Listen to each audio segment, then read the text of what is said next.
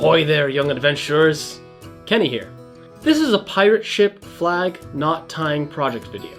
Today, we will learn about the types of pirate ships used in different centuries. Some of the earliest pirates in the 8th century were Vikings, as well as two famous pirate ships and who sailed them.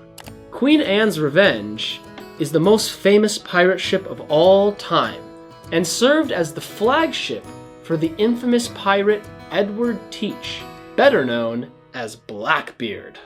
Wada Galley, built as a slave ship in 1715 but turned pirate ship, was hijacked during its maiden voyage by the pirate Samuel Black Sam Bellamy.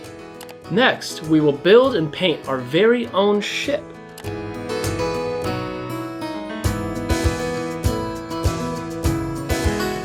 And draw a pirate flag. The Jolly Roger was flown by many famous pirates. The flag would go up just before an attack.